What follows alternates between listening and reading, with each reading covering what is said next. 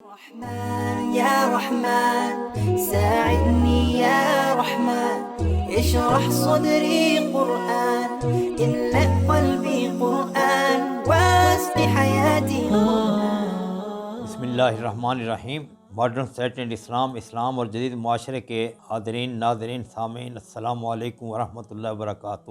آج میں ایک اور دور حاضر کے اہم معاشرتی موضوع کے ساتھ آپ کے سامنے پیش خدمت ہوں، اور یہ موضوع ہے اسلام میں طلاق کی حکمت اور اس کی اقسام۔ تو یہ ایک علمی لیکچر ہے۔ اگر آپ نے اس سارے لیکچر کو غور سے سنا تو مجھے امید ہے کہ آپ طلاق کے بارے میں ایک ماہر رائے کے حامل ہو جائیں گے۔ حاضرین، ناظرین، سامعین، یہ بات ذہن میں رکھیں کہ اسلام ایک فطری مذہب ہے۔ فطرت سے مراد ہے کہ جو چیز انسان کے اندر سے پھٹ کے نکلے، انسان پر محبت، نفرت، غصہ، پیار، بھوک، پیاس، یہ ساری چیزیں انسان کے اندر سے پھٹ کے نکلتی ہیں۔ اگر انسان یہ نہ کرے تو اس کے نتیجے میں وہ دنیا میں نہیں رہ سکتا، اس کی زندگی ختم ہو جائے گی، زندگی کی رونقیں ختم ہو جائیں گی۔ لہذا جس بات کا فطرت تقاضا کرتی ہے، اسلام اس بات کا حکم دیتا ہے۔ یہ ہے اصل میں اسلام کے فطری مذہب ہونے کی اصل حقیقت۔ اب آپ دیکھیں، کھانا پینا انسان کی ضرورت ہے۔ اگر 2 دن انسان نہ کھائے تو لمبا پڑا ہوتا ہے، 1 دن نہ کھائے تو لمبا پڑا ہوتا ہے۔ تو قرآن میں حکم دیا، کلو وشربو، کھاؤ اور پیو، روکا نہیں ہے کہیں سے۔ لیکن ایسا کھانا پینا جو دوسرے لوگوں کے لیے نقصان کا باعث، اس سے اسلام نے روک دیا، وہ ظلم ہے۔ اس لیے لباس یہ انسان کی ضرورت ہے، زینت ہے۔ قرآن میں حکم دیا، قل من حرم زینۃ اللہ التی اخرج لعبادہ والطیبات من الرزق، اور حدیث شریف ہے، ان اللہ جمیل یحب الجمال، اللہ تعالیٰ خوبصورت ہے اور خوبصورتی کو پسند کرتا ہے۔ گویا کہ خوبصورت بن کر رہنا کہ انسانی فطرت ہے، تو اسلام نے اس کا حکم دیا ہے۔ فطری مذہب سے مراد یہ ہوتا ہے، فطری مذہب یہ ہے کہ اپنی خواہشات دبانا۔ ہندو مت میں آپ چلے جائیں، اس کے اندر اگر آپ نے کوئی مقام حاصل کرنا ہے تو آپ نہ کھائیں نہ پئیں، بیٹھے رہیں، کتنے دن نہ کھائیں، سوئیں نہ، بیٹھے نہ، کھڑے رہیں، یعنی گویا کہ وہ بالکل غیر فطری مذاہب ہیں سارے۔ اسلام نے جو چیز فطرت تقاضا کرتی ہے، انسان کے اندر سے پھٹ کے نکلتا ہے، محبت ہے۔ محبت کے بغیر انسان ہے ہی نہیں۔ اس لیے ایک قول ہے، لا ایمان لمن لا محبت لہ، جس کے اندر محبت نہیں اس کے اندر ایمان ہی نہیں ہے۔ بچوں سے محبت نہ ہو، بیوی سے محبت نہ ہو، ماں باپ سے محبت نہ ہو، دوست احباب سے محبت نہ ہو، بہن بھائیوں سے محبت نہ ہو، انسان ہے، وہ تو حیوان سے بدتر۔ محبت انسانی فطرت ہے، اور سب سے بڑھ کر رسول اکرم صلی اللہ علیہ وسلم سے محبت ہو۔ ہم مسلمان جو ہیں، اس لیے حدیث شریف ہے، لا یؤمن احدکم حتی اکون احب الیہ من والدی وولدی والناس اجمعین۔ تو گویا کہ یہاں پہ یہ سمجھنے کی ضرورت ہے کہ اسلام فطری مذہب ہے۔ جس بات کا فطرت نے حکم دیا، انسان کہتا ہے وہ کرو، روکتا نہیں ہے اس سے، لیکن اس کی حدود متعین کر دیتا ہے کہ آپ کے اس کام کرنے سے دوسرے کو نقصان نہ ہو۔ اگر دوسرے کو نقصان ہوتا ہے تو پھر وہ ظلم ہے۔ جیسے آپ کھا رہے ہیں، فضول خرچی کر رہے ہیں، یہ دوسرے کا حق آپ غصب کر رہے ہیں۔ اس لیے قرآن مجید میں ہے، سورہ بنی اسرائیل میں، ان المبذرین کانوا اخوان الشیاطین وکان الشیطان لربہ کفورا، کہ جو فضول خرچ لوگ ہیں وہ شیطان کے بھائی ہیں، اور شیطان اللہ تعالیٰ کا نافرمان ہے۔ حدود متعین کر دیں ہر چیز کی، ہر چیز کی اجازت ہے جو فطرت چاہتی ہے۔ مثال کے طور پر میں ایک مثال سے آپ کو سمجھاتا ہوں۔ کمانے کا ایک حکم ہے کہ کمائیں۔ وَإِذَا قُضِيَتِ الصَّلَاةُ فَانتَشِرُوا فِي الْأَرْضِ، جب جمعہ نماز کا زمین میں پھیل جاؤ، وَابْتَغُوا مِن فَضْلِ اللَّهِ، اور پھر کماؤ، یہ کمائی اللہ کا فضل ہے۔ دوسری اللہ فرمایا، إِنَّهُ لَحُبِّ الْخَيْرِ لَشَدِيدٌ، کہ مال کی محبت جو خیر والا مال ہے، اس میں انسان بہت شدید حد تک آگے چلا جاتا ہے۔ تو لیکن جائز ذرائع کمانے کے، چوری، چکاری، ڈکیتی، اسلام تو اس کی اجازت نہیں دیتا۔ اس سے دوسرے پہ ظلم ہے۔ میں دوسرے کے مال پہ جا کے ڈاکہ ڈالوں اور پھر میں گل چھڑے اڑا رہا ہوں، تو یہ ظلم کا کھانا ہے، یہ عدل کا کھانا نہیں ہے، یہ فطرت نہیں ہے۔ ہاں، فطرت یہ ہوتی کہ میں اگر کسی گھر چوری کر کے خوش ہوتا ہوں، اگر کوئی میرے گھر چوری کر جائے اور سارا میرا گھر تباہ میں خوش ہوں، تو پھر یہ فطرت بنتی ہے۔ فطرت ہوا جس میں تمام انسانوں کو خوشی ہو، کسی ایک کو خوشی ہو اور دوسرے سارے غم میں ہو، نہیں، یہ نہیں ہو سکتا۔ تو لہذا یہ بات ہم ذہن میں اچھی طرح رکھ لیں کہ اسلام دین فطرت ہے۔ جس چیز کی انسان کی خواہش ہے حدود کے اندر، انسان اسلام حکم دیتا ہے فوراً کرو۔ اچھا، اس طریقے سے جنسی خواہش بھی ایک ہے انسان کے اندر، اس کی بھی ایک حدود ہے۔ یہ نہیں کہ انسان جنسی کتا بن جائے، ہر وقت خیالات جنس کے، نہیں۔ انسان انسانیت سے نکلا ہے، محبت سے نکلا ہے، اور ان سے نکلا ہے یہ لفظ جو ہے، جس کے اندر پیار ہے، مودت ہے، شیرینی ہے، مٹھاس ہے، شہد ہے۔ یہ انسانیت ہے، جنسیت انسانی نہیں ہے۔ انسانیت نے جنسیت ہر وقت، جیسے آج کل ٹرانسجنڈر ایکٹ میں جب ہم دیکھتے ہیں کہ ہر کوئی ٹرانسجنڈر بننے کی کوشش کر رہا ہے، کیا جنس میں کیا پڑا ہے؟ حدود کے اندر ہر چیز کی اجازت ہے۔ تو اس وجہ سے اسلام کو ہم کہتے ہیں فطری مذہب ہے، کہ جس چیز کا فطرت تقاضا کرتی ہے انسان کی فطرت، اسلام اس کا حکم دیتا ہے، روکتا نہیں، حکم دیتا ہے بلکہ، اور اسے عبادت قرار دیتا ہے۔ تو انسان کی فطرت تبدیل نہیں ہو سکتی۔ حضرت آدم علیہ السلام سے لے کر قیامت تک اللہ تعالیٰ نے سورہ روم آیت نمبر 40 میں فرما دیا کہ فطرت اللہ التی فطر الناس علیہا لا تبدیل لخلق اللہ ذالک الدین القیم ولکن اکثر الناس لا یعلمون، کہ اللہ نے جو فطرت بنائی اس کے اندر تبدیلی نہیں ہو سکتی۔ لا تبدیل لخلق اللہ ذالک الدین القیم، یہ ایک بڑا زبردست اصول ہے، پکا اصول ہے۔ ولیکن اکثر الناس لا یعلمون، لوگ نہیں جانتے، وہ سمجھتے ہیں کہ شاید اب یہ جو 21ویں صدی میں آگے انسان کی فطرت بدل گئی، اگر اس 21ویں صدی بدل گئی تو 22ویں صدی میں اور ہوگی، 23ویں صدی میں اور ہوگی، پچھلی صدیوں میں اور تھے۔ ایسی فضول باتیں جن کا کوئی نہ سر ہے نہ پاؤں ہے۔ فطرت انسان کی نہیں بدل سکتی۔ آج بھی بچے ماں کے پیٹ سے پیدا ہوتے ہیں، ماں باپ کے ملاپ سے پیدا ہوتے ہیں، اور 9 مہینے کی مدت پورے کرتے ہیں ماں کے پیٹ، اور یہ نہیں کہ ماں کے پیٹ سے نکلتے بھاگنا شروع کرتے ہیں، نہیں۔ جو آدم علیہ السلام کے دور میں قانون تھا آج بھی وہی ہے۔ اگر فطرت تبدیل ہے تو مجھے بتائیں کہاں کون سی چیز ایسی ہے جس کے اندر انسان کے اندر تبدیلی آ گئی ہے؟ موت ہے، اب بتائیں جی موت ختم ہو گئی فلاں علاقے میں، جی برطانیہ میں موت ختم ہو گئی، انہوں نے انسانی فطرت تبدیل ہو گئی۔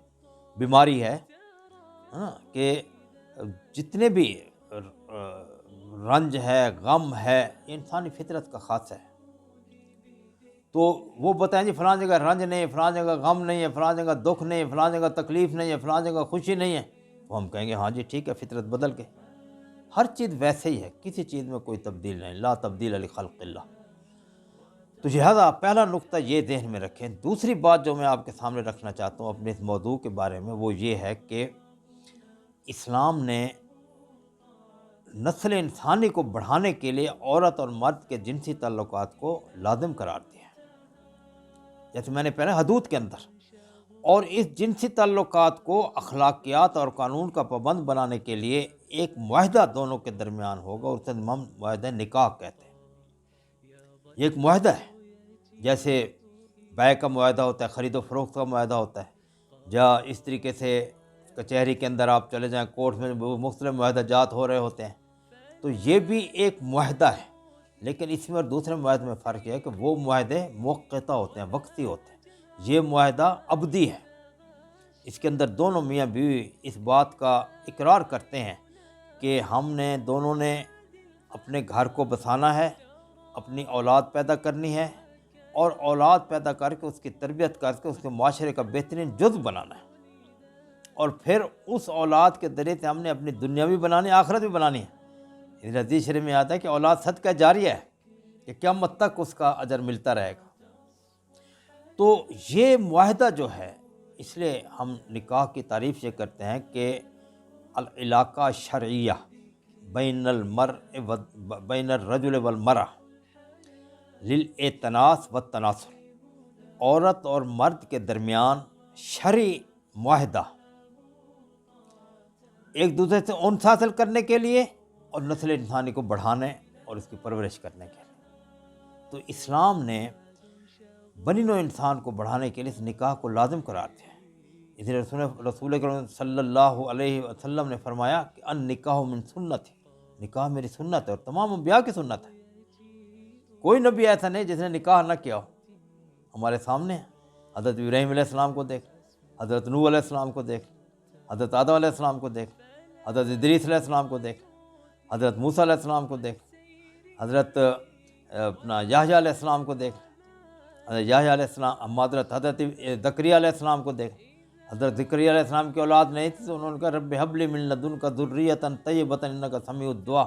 وہ دعا مانگ رہے ہیں اولاد کے، نکاح ہوا تھا تو اولاد کے لیے دعا مانگ رہے ہیں. تو لہٰذا بنی نوع انسان کو بڑھانے کے لیے اللہ تعالیٰ نے نکاح کا حکم دیا ہے. جیسے میں نے حدیث پڑھی ہے کہ نکاح میری سنت ہے. پھر دوسری کا رسول اکرم صلی اللہ علیہ وسلم فرمایا من راغب عن سنتی فلیس منی، جو میری سنت سے روگردانی کرے گا وہ مسلمانوں میں سے نہیں ہے. تو مسلمان پر تو نکاح لازم ہے، نکاح فرض ہو گیا ایک قسم سے. تو اب جب بنی نوع انسان کو بڑھانے کا قرآن مجید میں سے ایک یہ طریقہ بتایا، اور کوئی طریقہ نہیں ہے، اور وہ طریقہ ہے نکاح، عورت اور مرد کے درمیان نکاح. قرآن مجید میں اللہ تعالیٰ سورہ نساء آیت نمبر 1 میں فرماتے ہیں یا ایھا الناس اتقوا ربکم الذی خلقکم من نفس واحدہ وخلق منہا زوجہا وبث منہما رجالا کثیرا ونساء فاتقوا اللہ الذی تساءلون بہ والارحام، کہ اے لوگو اللہ سے ڈرو، اور یا ربکم الذی خلقکم من نفس واحدہ، جس نے تمہیں ایک جان سے پیدا کیا، وخلق منہا زوجہا، اور پھر اس میں سے اس کا جوڑا بنایا، وبث منہما رجالا کثیرا ونساء فاتقوا اللہ الذی تساءلون بہ، اور اس میں سے پھر دنیا میں بنی نوع انسان کو بکھیرتے، عورتوں اور مردوں کو بکھیرتے. اب دیکھیں یہ آیت کس طرح اللہ تعالیٰ نے اس وقت زمین پہ 7.5 یا 8 ارب لوگ بکھیرے ہوئے ہیں. اللہ تعالیٰ نے اس کی حقیقت واضح ہو رہی ہے. 1400 سال پہلے جو قرآن مجید نازل ہوا تھا 15 سال پہلے، آج اس کی حقیقت دیکھیں 8 ارب انسان، اور پھیلتے جا رہے ہیں، پھیلتے جا رہے ہیں، پھیلتے جا رہے ہیں. تو اللہ تعالیٰ نے یہ واحد طریقہ بتایا بنی نوع انسان کے پھیلاؤ کا. دوسری اللہ تعالیٰ نے سورہ حجرات میں فرمایا کہ یا ایھا الناس انا خلقناکم من ذکر و انثی، میں نے تمہیں ایک مرد اور عورت میں سے پیدا کیا ہے. وجعلناکم شعوبا وقبائل لتعارفوا، پھر تمہارے کنبے، قبیلے، خاندان، ذات، برادری بناتا ہے کہ تم پہچان سکو. تو اسلام نے یہ واحد طریقہ رکھا ہے، اور اس میں جیسے میں نے آپ کے سامنے پہلے عرض کیا ہے کہ عورت اور مرد جو ہیں ان کے درمیان جب نکاح ہوگا تو وہ عقد ہوگا، ایک معاہدہ ہوگا. یہ نہیں کہ مرد عورت کا غلام، عورت کا غلام بن گیا، عورت مرد کی لونڈی بن گئی، نہیں، باندی بن گئی، یہ بات نہیں ہے. ان کے اندر معاہدہ ہوگا، اور معاہدہ یہی ہوگا جو میں نے آپ کے سامنے رکھا ہے کہ شرعی ارتباط، الارتباط الشرعی بین الرجل والمرأہ، عورت اور مرد کے درمیان شرعی رابطہ شریعت کے ذریعے سے للاعتناس والتناسل، ایک دوسرے سے انس حاصل کریں گے اور نسل انسانی کو آگے بڑھائیں گے. جیسے انبیاء کرام نے پڑھایا، صحابہ کرام نے بڑھایا، تابعین نے بڑھایا، تبع تابعین نے بڑھایا. اس کے بعد اب یہ دیکھیں حضرت شاہ ولی اللہ رحمۃ اللہ علیہ ہندوستان میں تھے، ان کے 4 بیٹے تھے، شاہ عبدالعزیز، شاہ عبدالقادر، شاہ رفیع، اور ایک اور تھے. ان کی نسل بڑھتی بڑھتی آج تک جو ہے نا جی شاہ ولی اللہ رحمۃ اللہ علیہ کے ارشادات چلتے چلے جا رہے. تو گویا کہ یہاں پہ دوسرا نقطہ، پہلا نقطہ میں نے یہ بتایا تھا کہ اسلام فطری دین ہے. دوسرا نقطہ میں نے یہ بتایا ہے کہ اسلام جو ہے وہ بنی نوع انسان کو بڑھانے کا جو طریقہ ہمارے سامنے رکھتا ہے وہ طریقہ نکاح ہے. اب اس کے بعد نکاح ایک عقد ہے دونوں کے درمیان. اچھا، اس میں پہلے مختلف شرائط ہیں، پورا باب ہے، محرمات کی بحث ہے، ولایت کی بحث ہے، کفایت کی بحث ہے اس کے اندر، اور پھر اس کے اندر جو ہے نفقہ کی بحث ہے، پھر اس کے اندر جو ہے نکاح کی بحث ہے، نکاح کے شرائط ہیں، شرائط لزوم ہے، شرائط اپنا غیر لزوم ہے، شرائط نافذہ ہیں، مگر پورا باب ہے، بہت بڑا قانون ہے. یہ لوگ سمجھتے ہیں کہ اسلام ایسے ہی دین بن گیا، نہیں، پورے ہر چیز قرآن سے ثابت ہے، ہر چیز حدیث سے ثابت ہے. مثال تو محرمات ہیں کہ فلاں عورت حرام ہے، فلاں عورت حرام. 4 سپارے کی آخری آیت ہے حرمت علیکم امہاتکم و بناتکم و اخواتکم و اماتکم و خالاتکم و بنات الاخ و بنات الاخت امہاتکم اللاتی ارضان، پورا ایک باب ہے۔ اس کو سامنے رکھ کے ہم پھر 3 قسم کے محرمات بناتے ہیں، ایک محرمات مبدہ، ایک محرمات موقتہ، پھر مبدہ کئی اقسام ہے، موقتہ کی کئی اقسام ہیں، پورا یہ ایک علم ہے۔ اس طریقے سے سارے اب یہاں پہ یہ معاہدہ ایسا ہے عورت اور مرد کے درمیان کہ جس میں دونوں نے ایک دوسرے کے مزاج کو سمجھ کر اور ایک دوسرے سے ہم آہنگی کر کے اپنی زندگی کی گاڑی کو منزل کی طرف رواں دواں کرنا ہے۔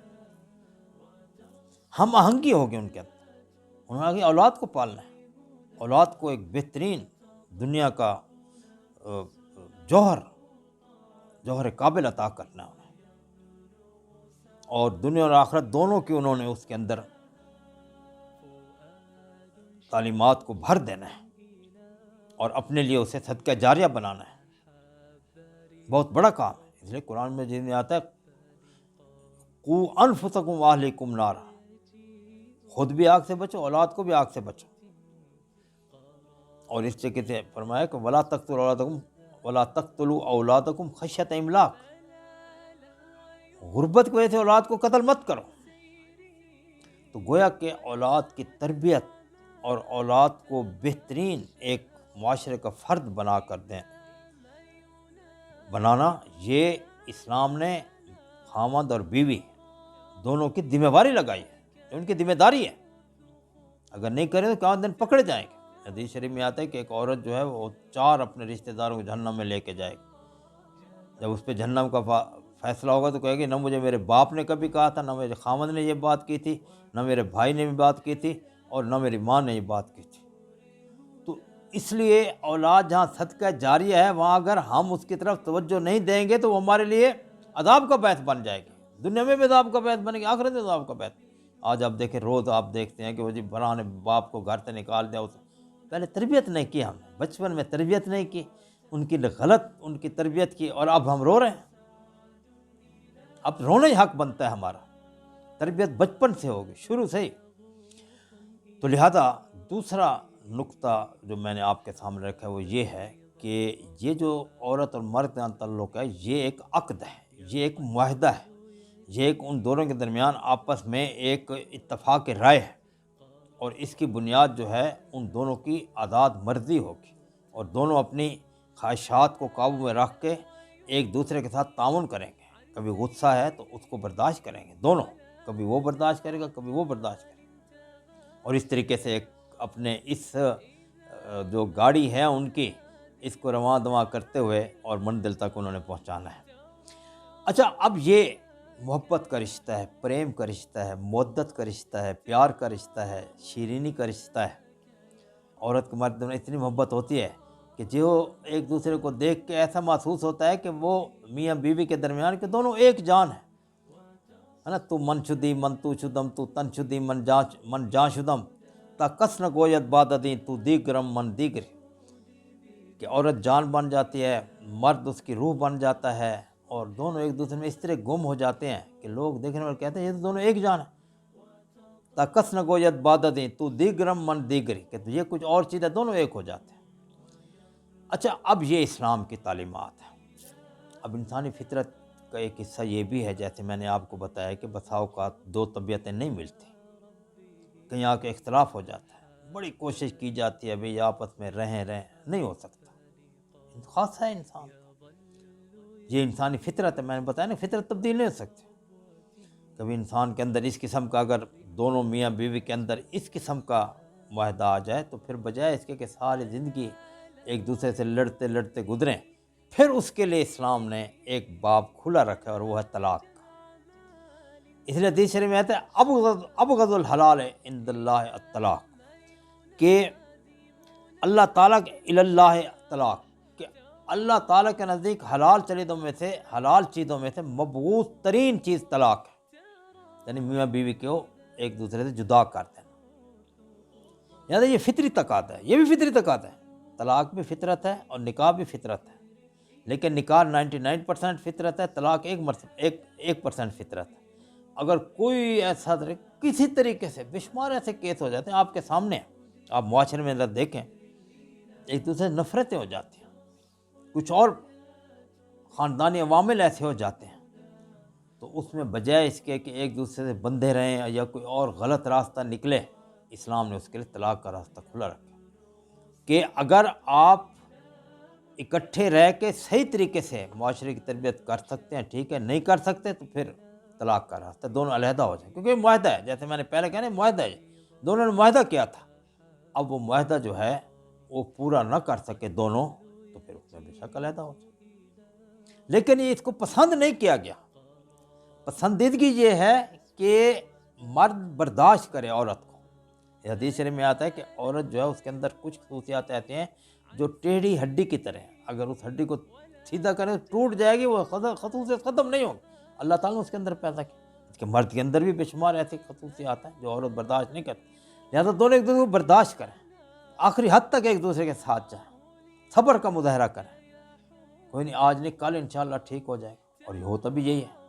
لیکن اگر کہیں کسی سطح پہ بامر مجبوری بہت مشکل سے کوئی ایسا کیس ہے کہ اس میں پھر اللہ تعالیٰ نے یہ رکھا ہے، تو اللہ تعالیٰ ہمیں ان طلاق کی تمام مصائب سے بچائے اور ہمارے خاندانوں کو پوری طرح رکھے، اور کہیں یہ آ جائے تو پھر اس کے لیے ساری رحم ہمارے کھلی ہیں، تو اللہ تعالیٰ ہمیں عمل کی توفیق دے۔ السلام علیکم ورحمۃ اللہ وبرکاتہ۔